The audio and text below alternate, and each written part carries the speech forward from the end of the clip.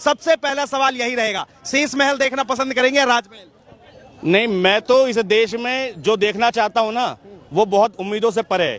क्यों? क्योंकि केजरीवाल वो व्यक्ति है जिसने एकमात्र किसी को परेशान किया, प्रधानमंत्री को कोई परेशान कर पाया तो केजरीवाल है। मैंने एक कहानी सुनी थी बचपन में, वो कहानी ये थी कि एक बूढ़ा सा आदमी जो था, मोदी जी को समझ लो इस वक्त, उसके बगल से गाड़ी निकल गई और बाल बाल बच गया, ठीक, और बाल बाल बच गया, लेकिन वो बूढ़ा आदमी बहुत रोया, बहुत देर तक रो रहा है। अब उसको सब कह रहे चाचा बच गए तुम, बाबा बच गए तुम, फिर भी रो रहा है। तो पूछा कि भैया बच तो गए, रो क्यों रहे हो? तो वो बूढ़ा आदमी कहता है जिस गाड़ी से मैं बचा हूं उस गाड़ी के पीछे लिखा था फिर मिलेंगे। अच्छा, तो गाड़ी का ड्राइवर था केजरीवाल और वो बुढ़ा तो उस बूढ़े आदमी का नाम है नरेंद्र मोदी। तो ये जो डर है ना केजरीवाल का, वो यही है। मैं केजरीवाल को प्रधानमंत्री के तौर पर देखना चाहता हूं। अच्छा। कार्रवाई क्या होगी तभी पता चलेगा नरेंद्र मोदी को।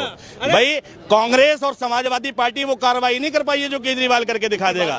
एक बार देश में प्रधानमंत्री के पद पे बैठाओ तो सही, ईडी सीबीआई मोदी जी के घर से भी खजाना निकलवा दे तो बात करना।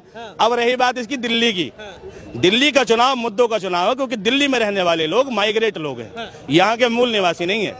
कोई यूपी से, कोई एमपी से, कोई हरियाणा से, कोई पंजाब से। क्यों आए यहाँ? गरीब लोग हैं। क्यों आए यहाँ? जिंदगी को बेहतर करने, जिंदगी को बेहतर करने। और जिंदगी को बेहतर करने के लिए वो सरकार चाहिए जो मुद्दों की बात करे, रोटी की बात करे, कपड़े की बात करे, स्वास्थ्य की बात करे, रोजगार की बात करे, ना कि मंदिर मस्जिद की बात करे। मंदिर मस्जिद तो लोग खुद बना लेते हैं और बनाए भी हैं, और मोदी जी वही कह रहे हैं वही बनाएंगे, और केजरीवाल कह रहा है मैं स्कूल बनाऊंगा।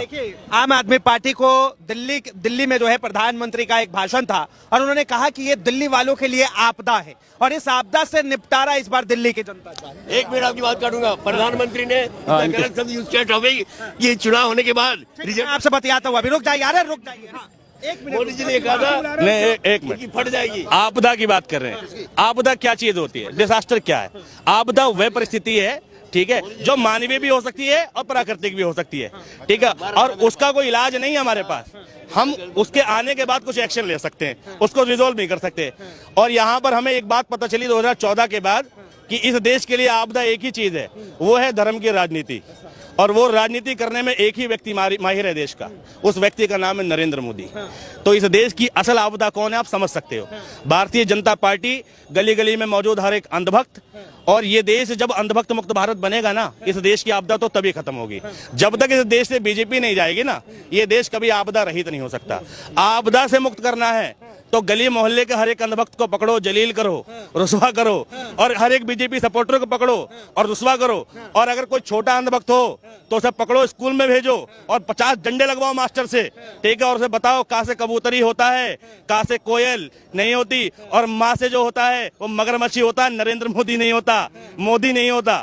देश में अगर तरक्की चाहते हैं, आम आदमी पार्टी वाले क्यों कह रहे हैं कि हमें राजमहल देखना है, उसमें 2-2 करोड़ की गाड़ियां है, पता नहीं कितने करोड़ की सूट। मैं कह रहा हूँ राजमहल छोड़ो, राजा को देख लो।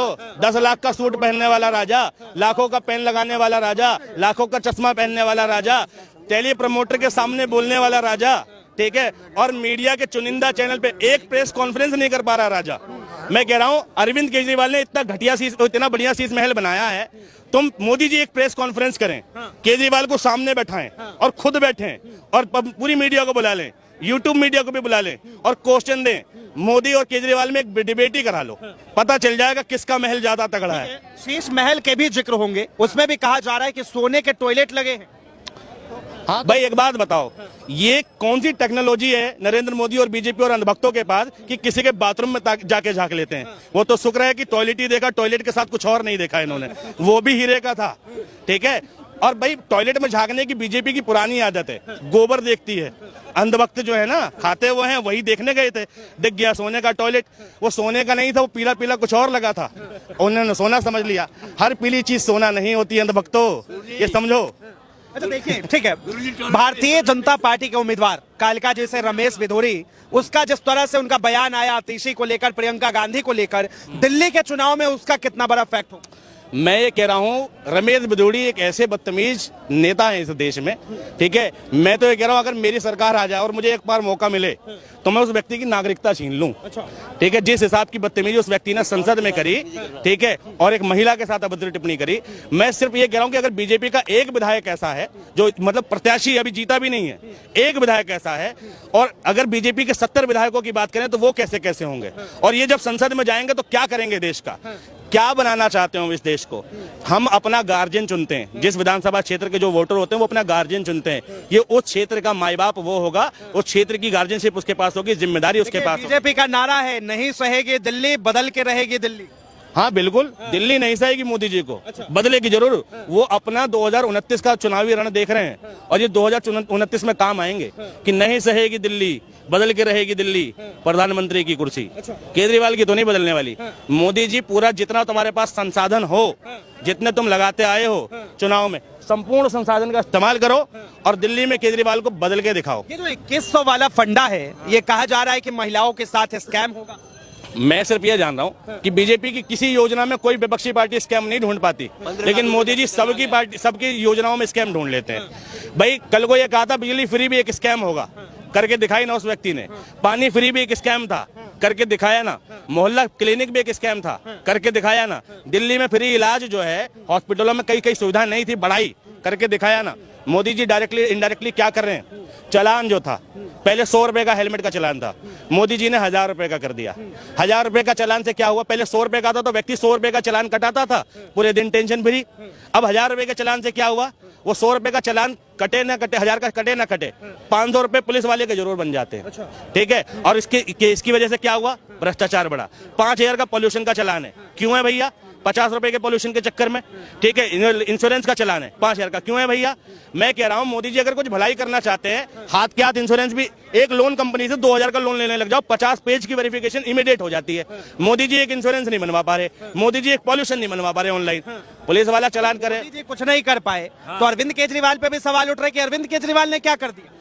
जितने टाइम अरविंद केजरीवाल सीएम की चेयर पे रहे, दिल्ली के लिए तत्पर रहे, आधी अधूरी पावर के साथ भी उस व्यक्ति ने स्कूलों में चेंजेस लाए, हॉस्पिटल में चेंजेस लाए, और जो सड़कें वड़कें सौंदर्यीकरण जो उसके अधिकार क्षेत्र में था वो उसने किया। जल बोर्ड में भी चेंजेस किए, बिजली पानी की सुविधा दी।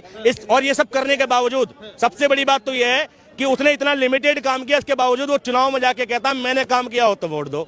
और मोदी जी, चुनाव आयोग उनके पास, मीडिया उनके पास, सीबीआई उनके पास, ईडी उनके पास, कामों का डंका बज रहा है। नितिन गडकरी ने सड़कें बनवा दी, ठीक है, और विदेश मंत्रालय फलाना ढिमकाना। इसके बाद भैया अंधभक्त, कई हजार करोड़ अंधभक्त, कई 100 करोड़ अंधभक्त, ठीक, 100 करोड़ तो नहीं होंगे लेकिन 10-20 करोड़ हैं, ठीक है। इतनी सारी चीजों के बाद भी देश में देश के प्रधानमंत्री की हैसियत इतनी नहीं है जो कहे कि मैंने काम किया हो तो वोट दे दो।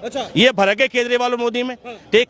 अगर मोदी जी ने वास्तव में काम किया और केजरीवाल ने कुछ नहीं किया। दिल्ली वालों के दुख दर्द पीड़ा प्रधानमंत्री समझ रहे, इसी बार कह रहे हैं कि अब बदल के रहेगी बीजेपी की। मैं कह रहा हूँ यूपी में वृद्धा पेंशन कितनी मिलती है और दिल्ली में कितनी मिलती है, मुझे बताओ। यूपी में मजदूरी कितनी है और दिल्ली में कितनी है, कितनी है, फर्क है ना भाई। दिल्ली की मजदूरी जो है वो जा रही है ज्यादा और यूपी की कम। यूपी में वृद्धा पेंशन 500 रुपए, दिल्ली में जा रही है 1500 रुपए। तो दिल्ली की जनता को ज्यादा सहूलियत हासिल है, किस वजह से हासिल है, सिर्फ और सिर्फ सरकारी तो बदली है, नेतृत्व तो बदला है, ठीक है। मैं योगी जी इतना बढ़िया यूपी में चला भी, मैं यूपी में घूम कर आया। मैंने एक ठेले वाले से पूछा भैया यहाँ कोई स्कूल बनाना है, कहता नहीं। मैंने हॉस्पिटल बना, कहता नहीं। मैंने सड़कें बनी, कहता नहीं। मैंने फिर किस चीज का सुकून है, कहता पता नहीं। तो ये बीजेपी का हाल है, ठीक है।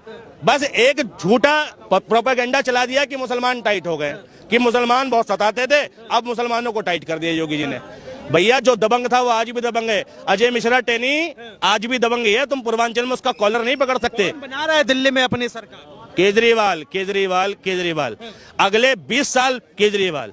दिल्ली में केजरीवाल 20 साल से पहले नहीं जा रहा। मतलब आप कह रहे कि ये जो 26-27 साल का सपना है बीजेपी का दिल्ली में फिर से एक बार सरकार लाने का, वो ऐसा ही सपना रहेगा। वनवास था, वनवास है, वनवास रहेगा, ठीक है। केजरीवाल की सरकार रहेगी।